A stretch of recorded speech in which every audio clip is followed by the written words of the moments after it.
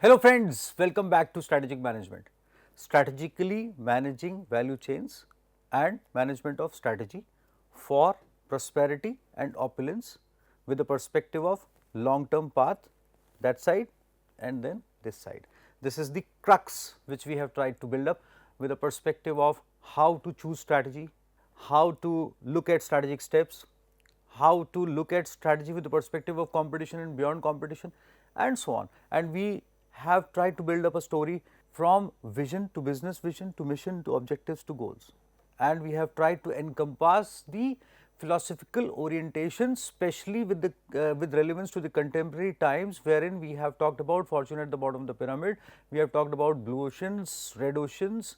Along with fortune at the bottom of the pyramid, we have tried to collate everything with the perspective of capitalism at the crossroads by Professor Stuart Hart, and we are carrying forward that philosophy now with a suggested framework by the author, wherein sustainable value framework is there as proposed by the author, and that is a very valuable input for organizations, because when we were discussing the compatibility between the thought around environmental sustainability and business sustainability, you would have realized that there are some very critical questions which we have to answer and which the organizations have to answer during the course when they are specifically picking up a linear progression. For example, an automotive company, when picking up a linear progression, they cannot change the profile of the business overnight. That would be a hugely loss making proposition, but on the other side they have to think in terms of environmental sustainability and focus upon how to carry forward that thought process wherein contribution in environment should grow, for environmental sustainability should grow, and on the other side they should not be facing losses as well, and they should not have a depleting brand value also. They should be relevant for the world also, they should be relevant for the customer also, they should be beyond competition also, they should bypass the competition also, and so many things are there. So, how to do that? Professor Stuart Hart has a proposition for us. Let us see what is there in store to learn from that. Now, the sustainable value framework is a strategic tool, as Professor Hart and Mark B. Milstein propose.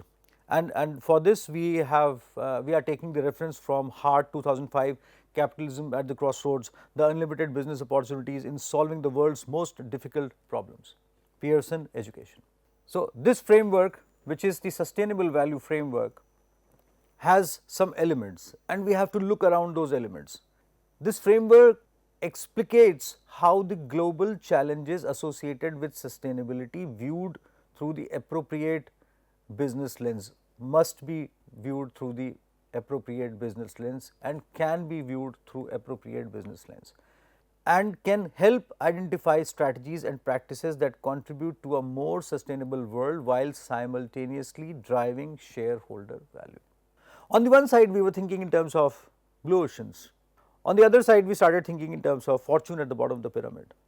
But if we are thinking for blue oceans, that is value innovation, which is the crux of blue ocean, and on the other side when we start thinking in terms of fortune at the bottom of the pyramid, we must think in terms of environmental sustainability as well. Otherwise, reaching to that part of the world, that population of the world which is around $2 a day, if we do not reach them with the perspective of environmental sustainability, that would be a debacle, a disaster, wherein we might have included them in the process, we might have elevated the poverty as well, we might have actually reached with our products to them, but in the meanwhile we would have depleted the environment so much so that at the end of the day those same customers might say that we did not require this.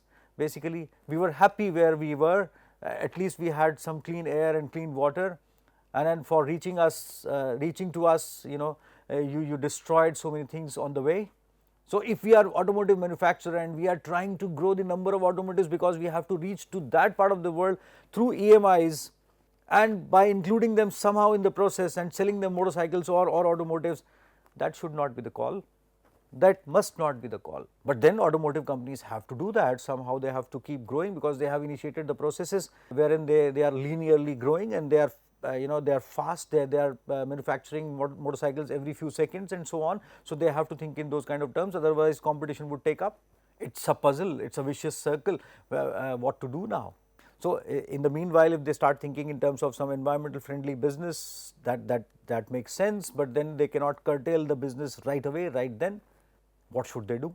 And that is where these kind of things, and especially this framework proposed by Professor Hart and Mark Milstein, comes in. So, this framework can help identify strategies and practices that contribute to a more sustainable world while simultaneously driving shareholder value. This win-win approach is defined as the creation of sustainable value by the firm. Let us see what is there. So, you see, it is a 4-quadrant framework presented in the form of 4 dimensions which we have, and at the 4 corners we have one is and on vertical axis there are 2 ends, that is building tomorrow's opportunity, and on the lower end we have managing today's business. So, we can't shelve off today's business, but we have to think in terms of tomorrow's business as well, tomorrow's opportunities as well, and those opportunities somehow have to be in consonance with whatever the world requires. And on the horizontal axis, on one side we have nurturing internal constituencies, on the other side engaging external constituencies. These are logical 4 ends. Author has thought about this, researched about this, and proposed this with the perspective of that in if we try to look at these logical 4 ends, there are few things which we have to focus upon. When we are thinking in terms of the quadrant associated with nurturing internal constituencies and managing today's business, cost and risk reduction is the call which naturally we have to take. On the other side, if we look at the quadrant associated with engaging external constituencies and managing today's business, then we have to think in terms of reputation and legitimacy, that is brand and our growth and life cycle. We have talked about life cycle principles, and we have to think in terms of industry life cycle also. On the other side, if we look at building tomorrow's opportunity and nurturing internal constituencies, this quadrant, then we have to think in terms of innovation and repositioning, how to change the course through innovation and repositioning, definitely, and you will realize that innovation, repositioning are diagonally opposite to reputation and legitimacy. So, we have to monitor this. You see, the ultimate factor is that we have to graduate from this side to that side. So, building tomorrow's opportunity and engaging external constituencies are associated with growth path and trajectory. What kind of a trajectory and growth path we have to take. So, there also we have to think in terms of industry life cycle and organizational life cycle, and that side and this side, and that side is associated with vision. Vision wherein we want prosperity and opulence, we want the sustainability of this world, we want that people should remember us for the good we have done for the society and the world at the end of the day. This is the desire, and this desire is expressed by the author with the perspective of that we should be pursuing this desire. So, we have to raise these 2 quadrants so as to merge with the upper 2 quadrants. If you will look into the logic of this this structure, you would realize that somehow we must be thinking in terms of pushing these 2 quadrants upside and merge with the upper 2 quadrants, so that ultimately we have only 2 quadrants, building tomorrow's opportunity which becomes today's business, and nurturing internal constituencies and engaging external constituencies. So, this is how things must be, wherein managing today's business should become tomorrow's business at the end of the day. Let us see how author describes this. So, the vertical axis of the shareholder value model reflects the firm's need to manage today's business while simultaneously creating tomorrow's technology and markets. This dimension captures the tension created by the need to realize the short term results while also fulfilling expectations for future growth. We cannot shelve off what we have generated, created. It is like sowing a seed basically. You have planted a seed, now you just can't just dig it and start afresh basically. It's becoming a tree. How to shape it, how to nurture it for better fruits, what is to be done, what should be done basically. And even if we have to parallelly grow a different kind of a tree which is fruit bearing and much better as compared to what we have done, so we have to do it parallelly somehow. We cannot shelve off what the kind of investment we have done in terms of this plant. Many times manufacturing plants are called as plants. The horizontal axis reflects the firm's need to nurture and protect internal organizational skills, technologies and capabilities while simultaneously infusing the firm with new perspectives and knowledge from outside stakeholders. This point has been tried by organizations many a times, but they might not have been trying this with the perspective of growing alongside environment sustainability. This they have tried in terms of growing their market. That has been tried by almost everyone, because somehow it was a consideration that this world would keep on absorbing whatever we would keep on creating in terms of production and subsequently a waste, and we might go for in terms of circular economy, and we might somehow go for circular supply chain management system, or something of that sort can be done. This sky would and this air would absorb almost everything which we would release, and the water would absorb almost everything whatever we would dump. But somehow when we realized that it's not the case, then we started thinking in terms of a different kind of a prospect, which Professor Stuart Hart started thinking in 1975, if I am not wrong. Juxtaposing these two dimensions produces a matrix with 4 distinct dimensions of performance crucial to generating shareholder value and understanding sustainability in terms of relevant to the business. That is what we have discussed, and that is what author tries to propose here. The lower left quadrant focuses on those aspects of performance that are primarily internal and near term in nature, cost and reduction. So, you have to focus upon day to day activities, functionalities. You see, we cannot stop production, we cannot actually reduce the production overnight. We have created a process somehow. The lower right quadrant also focuses on performance dimensions that are near term in nature, but include salient stakeholders external to the firm, suppliers and customers in the immediate value chain, as well as regulators, communities, NGOs and the media. Some CSR activities, those kind of things, not integrating CSR into the complete business itself, but those kind of considerations. So, whole of the world has been going for this lower 2 quadrants, if you will realize, in past 5 decades, and we have done exceptionally well in that.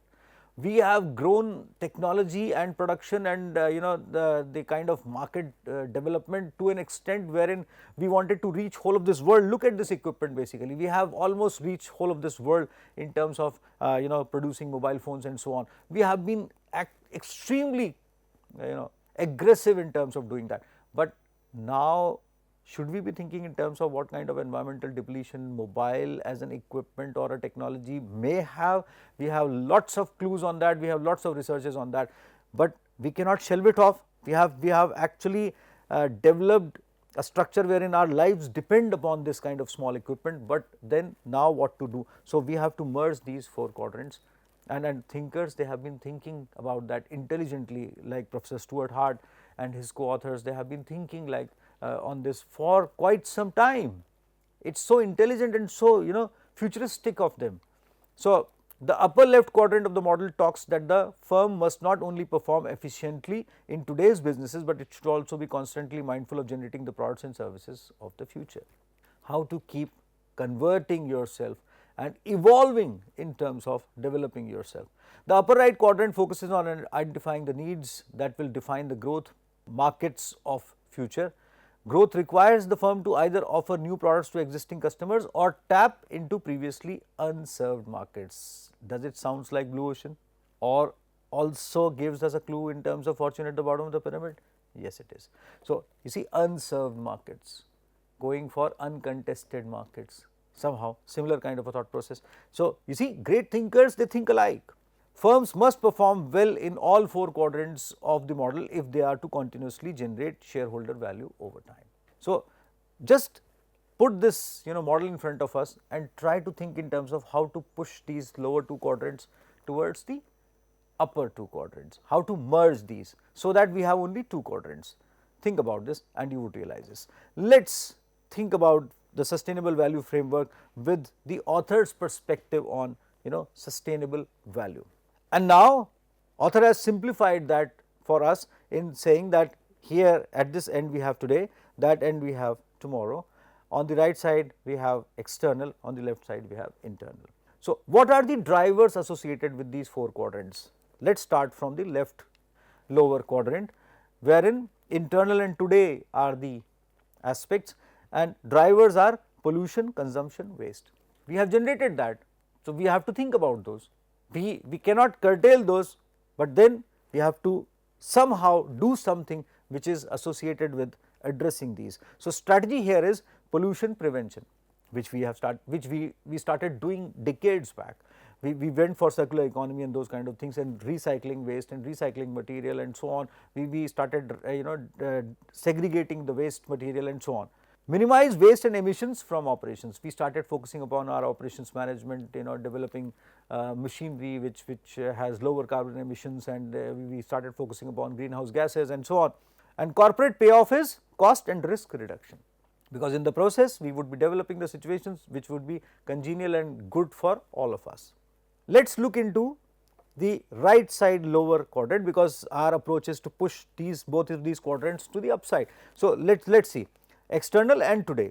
So, here the drivers are civil society, transparency and connectivity, which we developed in due course of time, and civil societies, they started emphasizing upon, when Mr. Kailash Satyarthi ji won Nobel Prize, we felt proud, but then for the first time we realized that how much a single person can make difference along with his team members. Of course, he might be having so many people who would be supporting him, to adopt children who can be nurtured into the citizens, great citizens of tomorrow. If that thought process is associated with the productivity associated with this world and the business development, the environmental and economic development of this world, you would realize that these members of the civil society, transparency, wherein we are focusing upon developing our own future. Children they are our future, and somehow we focus upon these elements, then it makes a lot of sense. So, we started focusing upon that through CSR. So many people started supporting such organizations in due course of time, although not including that thing into as the part of their business, but still started supporting that. So, strategy, product stewardship. Strategy here is product stewardship, integrate stakeholder views into the business processes. So, you are looking at all the stakeholders and society as the major stakeholder. That is the cause, that is the situation, because otherwise also retailers and those kind of people we have been considering. Corporate payoff is reputation and legitimacy. The more intensely you get associated with the society, you have a bigger reputation. We have talked about Tata's at length, we have talked about Amul, we have talked about LIC and so many other big corporations who have been doing good, and their brand value is huge at this moment, at this present situation. Then we go for left upper quadrant, tomorrow and internal, wherein drivers are disruption, clean tech and footprint. How to move this upwards? So, we have to think about disruption, clean tech and footprint, and strategy is clean technology, develop the sustainable competencies for the future. Corporate payoff is innovation and repositioning. Many organizations, they started doing that. They went for reducing the waste, carbon emissions. They started developing their own technology. They started rationalizing the utilization of fossil fuels, and they started rationalizing the uses of energy and so on.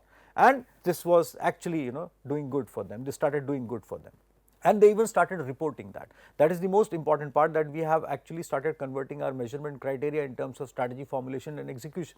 Now comes the fourth quadrant, wherein the authors propose that drivers are population, poverty, inequality. Sometimes people feel that these are social issues, but at the end of the day we have realized that strategy is all about society and having the vision of prosperity and opulence. If a complete country like Singapore can convert its complete model towards the life of the citizens and longevity of the people and health of the people, why not organizations can do that? So, this fourth quadrant, tomorrow and external, strategy is sustainability vision. Here we come with the thought of vision, prosperity, opulence. That is where we wish to reach, and that is where we started our discussion from. You see, thinkers, they have this in their view.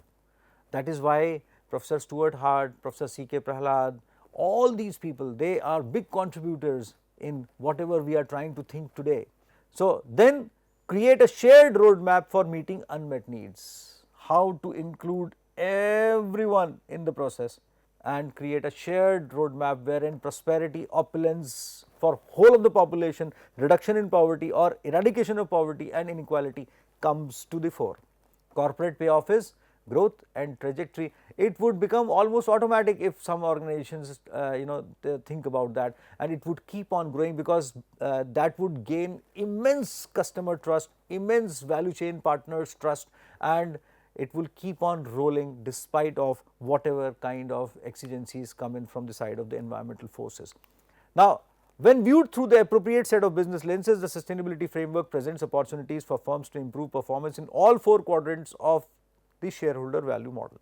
The authors, they have very adequately proposed a course for us to choose, and that is where these kind of frameworks, they help in strategic choices.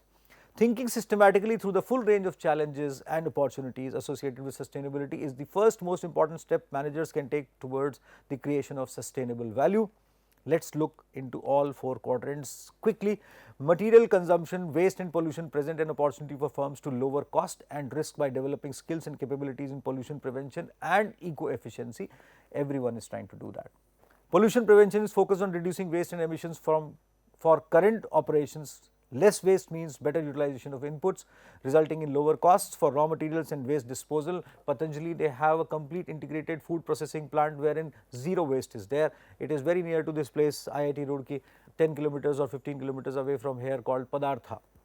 Effective pollution prevention also requires extensive employee involvement, continuous improvement and quality management capability. Whereas pollution prevention focuses on internal operations, product stewardship extends beyond organizational boundaries to include the entire product life cycle from raw material excess through production process to product use and disposal of spent products.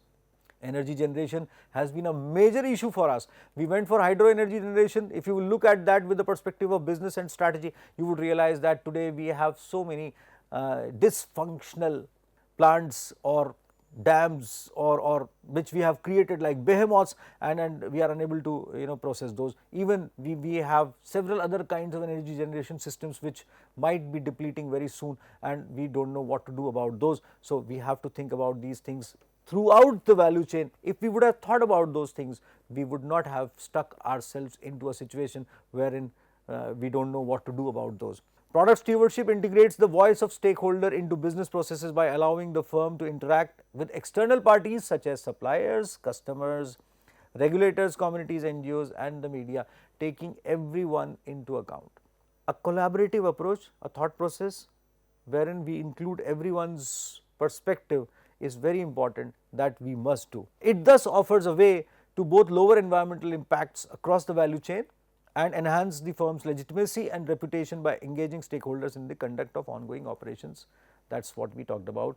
There are several such examples wherein organizations, they have been doing that. Did I name Earth the Sequel, a book by Fred Krupp, wherein he talks about futuristic businesses in terms of energy generation, wherein InnoVision is a company which is focusing upon printable solar cells. Then there is a company which is working on geothermal energy systems. There is a company which is working on up and down motion of the sea waves. Yes, we are talking about such kind of businesses which are including every aspect of the value chains through and through.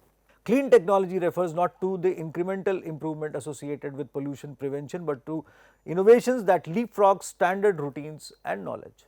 The rapid emergence of disruptive technologies such as genomics, biomimicry, information technology, nanotechnology and renewable energy presents the opportunity for firms, especially those heavily dependent upon fossil fuels, natural resources and toxic materials, to reposition their internal competencies around more sustainable technologies. That is what precisely I was talking about when I referred to Earth the Sequel. To succeed, it is crucial to develop a vision not only for what needs the company is trying to address and how they relate to sustainability, but also where the most appropriate market can be found. The unmet needs of those at the base of the economic pyramid may present the best opportunity for firms to define a compelling trajectory for future growth.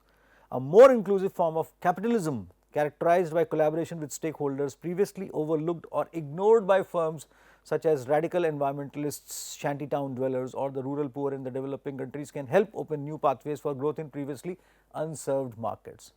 I would briefly demonstrate the case. I have mentioned about this. This is the experiment which we have done, but I am not going to be suggestive of the fact that this is the experiment which demonstrates this framework. No, I am going to demonstrate that if somehow companies and organizations, if they would have been thinking in terms of lifting these two lower quadrants to towards upper two quadrants basically, then let us see, for example, if you look at this pine needle briquette project in Himalayas, which we did, wherein we converted pine needles or pine leaves into energy briquettes at a very low cost through manual machines. I have talked about that briefly earlier also, so I would not go to keep on repeating that, but please do access the websites and you may refer to IIT website and you may Google about that, you may find something about that, and there is a reference given here at the end of this slide also.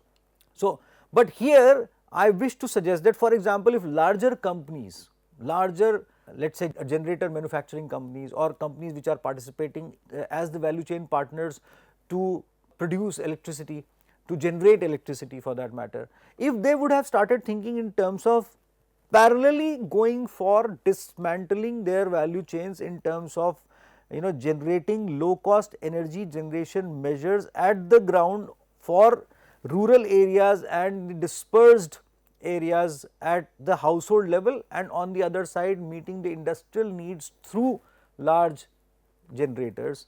If they would have simultaneously started doing that, then we would have a fragmented value chain associated with energy generation all through.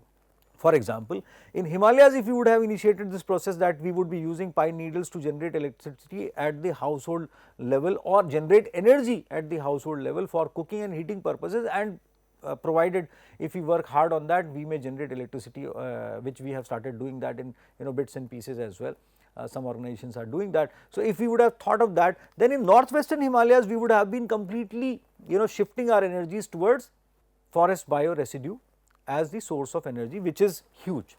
And then we, in the process, we would have included so many people in terms of livelihood generation also. So, that is one part which we would have taken care of. And on the other side, we are utilizing hydropower or precious energy. I call it precious because we utilize a lot of natural resources, and we try to alter the course of the rivers and flow of the rivers in due course of time to manage that kind of a thing. Then we go for coal and those kind of thermal kind of thing basically. So, for utilizing those precious resources, we would have gone for a different kind of a customer. And in the meanwhile, we have started replacing those things with the solar as well, and in the meanwhile we would have started going for printable solar cells at the end of the day, not utilizing the conventional solar cells. So, what we are trying to do is we are trying to actually look at this complete energy market with a dismantled value chain. Wherever we can use forest bio residue, there we would be using that. Wherever we can use printable solar cells, we can be using that, and wherever we can use this conventional energy generation means we can use that, and simultaneously we would be shifting our concentration for conventional energy generation from that, and maximizing the utilization of renewable energy sources and forest bio residue to convert the complete business into a renewable energy based kind of a business. In the meanwhile, putting up energy generation in the hands of individuals at the household level on one side, and developing large energy generation system at the industrial scale, and on the other side we would have included so many people for livelihood options in the process, and we would have created a different kind of a value web altogether. Does it make sense? It does make sense. Many countries are trying to do that, many organizations are trying to do that. I named Singapore. You go to Western European countries, they are trying to do that. They are trying to use forest bio residue and different kinds of renewable resources at the household levels also, while curtailing the utilization of fossil fuel based kind of transportation systems, simultaneously doing so many kinds of things. India is also very aggressively thinking in those kind of terms. We are going ahead in that direction, and I hope that whole of this world would start thinking as Professor Stuart Hart has suggested for us to think. I will be catching up back with you with a very intense kind of a discussion on development as freedom, and there you would realize that Nobel laureate Professor Amartya Sen has talked about how development should be seen with the perspective of freedom, and how organizations can look at development of the society with the perspective of freedom of the society while growing their businesses altogether. I will be catching up back with you. Till then, goodbye.